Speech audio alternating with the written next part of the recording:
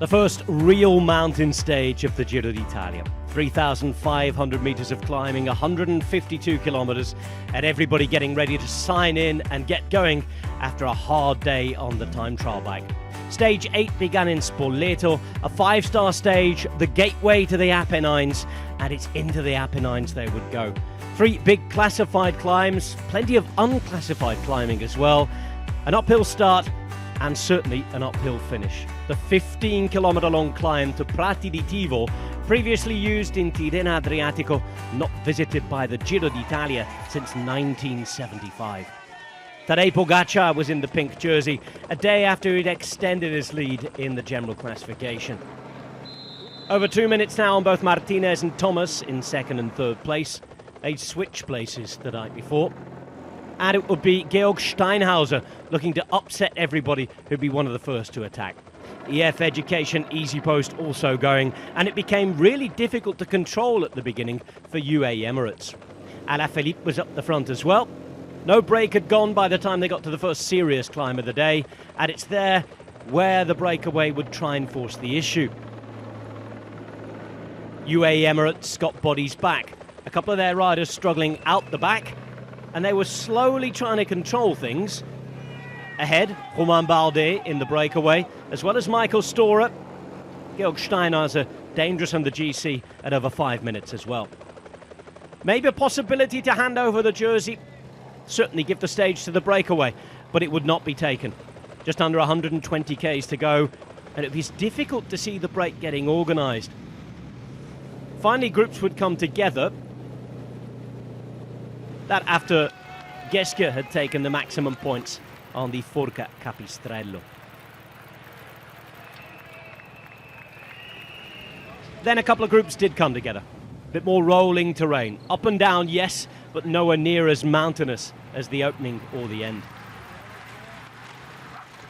Sheffield was involved, Paris-Peintre, Narvaez as well, the Ecuadorian champion, already a Giro stage winner at this race. UAE Emirates controlled, but they really didn't let the gap grow to anything beyond 2 and a bit minutes. Not full cooperation either in the breakaway. Steinhauser tried to restart the party and reignite things inside the final 45 k's. Alaphilippe struggling. De Marchi there, also not quite at the races compared to the others. Remember, a lot of energy had been expended, not just in the first week, but just getting into the breakaway. Getting up the road was a success for some.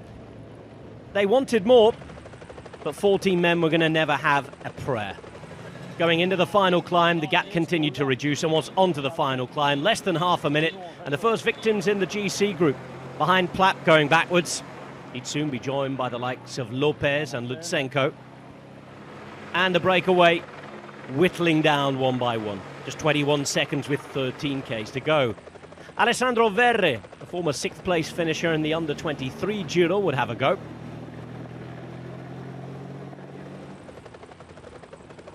More riders would be caught, including Sheffield, who'd worked really hard for the Ineos Grenadiers.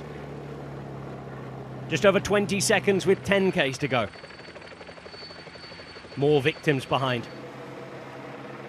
Valentin Paris-Peintre would give it one last throw of the dice. That with the gap reducing to just over 10 seconds. He'd managed to pull something out as well.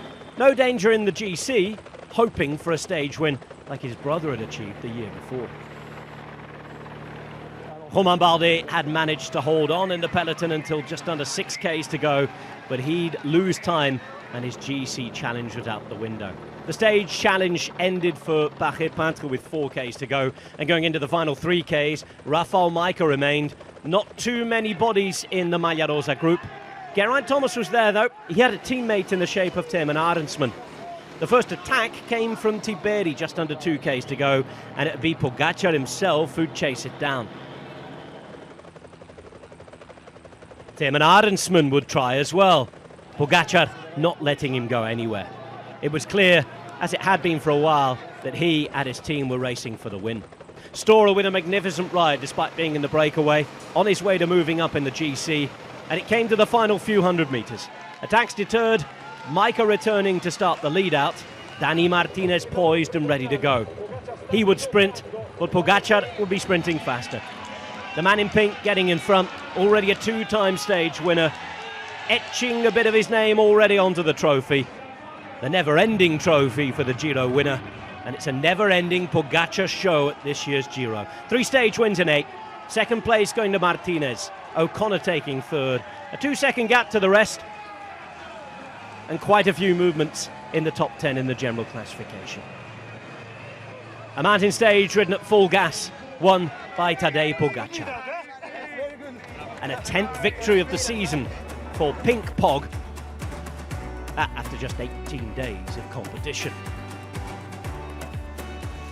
Utterly dominant, majorly impressive.